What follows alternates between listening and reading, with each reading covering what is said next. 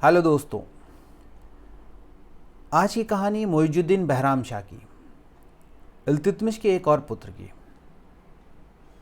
जिसने अपनी बहन रजिया की हत्या करवा दी। और जैसा कि हम लोग देख रहे हैं दोस्तों, अभी तक का इतिहास इल्तुतमिश के ही इर्द गिर्द घूम रहा है। इसका सबसे बड़ा कारण माना जाता है इल्तुतमिश द्वारा अपनी पुत्री को सत्ता दिए जाना, यानी एक स्त्री को उत्तराधिकारी बनाना। क्योंकि पुरुषवादी सोच एक स्त्री को अपना शासक बनता नहीं देखना चाहती थी, तो स्वाभाविक था विवाद उत्पन्न ही होना था। इसी के चलते इल्तुतमिश की मृत्यु के बाद एक स्थायी शासन व्यवस्था नहीं दिखाई देती है, बल्कि विवादों का एक सिलसिला शुरू हो जाता है। और यहीं से कहानी शुरू होती है मुइजुद्दीन बहराम शाह की, जिसने सत्ता पाने के लिए अपनी बहन रजिया की हत्या करवा दी अपने दरबारी सरदारों से मिलके। और चूँकि उसके दरबारी सरदार रजिया के स्त्री होने की वजह से नाखुश थे, वो बहराम शाह को गद्दी पे बिठा तो देते हैं, क्योंकि वो पुरुष था और इल्तुतमिश का बेटा भी था, लेकिन अब तक उनकी आदत पड़ चुकी थी कि शक्ति वो अपने हाथ में रखना चाहते थे। तो स्वाभाविक है सरदारों ने एक पद का सृजन किया जिससे शक्ति उनके हाथों में रहे और शासन व्यवस्था पूरी तरीके से उनके कंट्रोल में रहे, और मुइजुद्दीन बहराम शाह केवल पद पे बैठा रहे, नाम मात्र का ही शासक रहे, बाकी शासन व्यवस्था वो खुद अपने हाथ में लेना चाहते थे। तो उन्होंने एक पद का सृजन किया जिसका नाम रखा नायब मुमालिक, और उस पद पे सबसे पहले बिठाया मलिक इख्तियारुद्दीन एल्तगीन को। मलिक इख्तियारुद्दीन एल्तगीन को दरबार का पूरा समर्थन प्राप्त था, और मुइजुद्दीन बहराम शाह अकेला पड़ जाता है। अब एल्तगीन क्या सोचता है कि उसे लगता है कि सारा समर्थन मेरे साथ है, सारे सरदार मेरे साथ हैं, मंत्री सारे साथ में हैं, सूबेदार सब मेरे पक्ष में हैं, तो पावर्स पूरी तरीके से मेरे पास है। मुइजुद्दीन बहराम शाह कर भी कह सकता है। तो एक तरीके से एल्तगीन अपने आप को पूरी तरीके से वास्तविक शासक मानने लगा था दिल्ली सल्तनत का।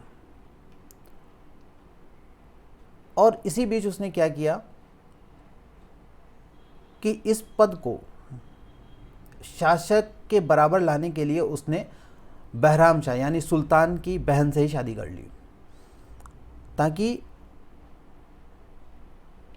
और वो दबाव बना सके बहराम शाह पे और सरदारों पे कि सत्ता का असली हकदार एल्तगीन ही है।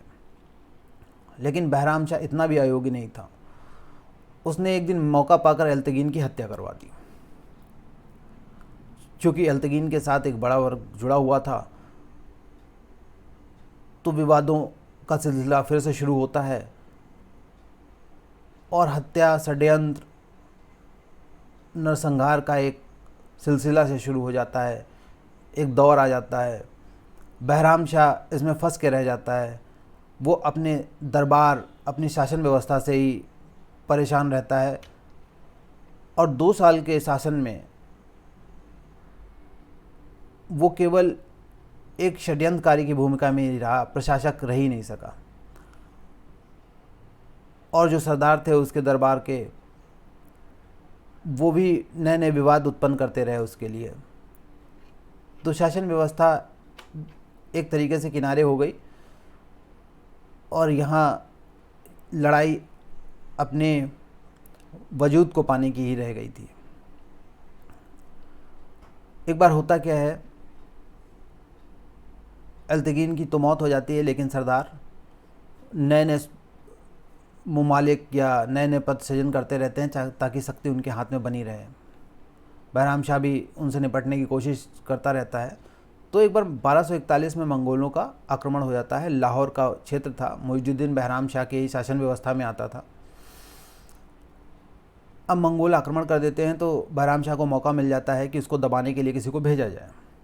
बहराम शाह यहाँ दिमाग लगाता है, और जो सरदार उसके खिलाफ थे, जो विवाद उत्पन्न कर रहे थे, जो उसकी बात नहीं मानते थे, उनको ही उसका नेतृत्व सौंप देता है कि आप लोग जाइए और मंगोलों के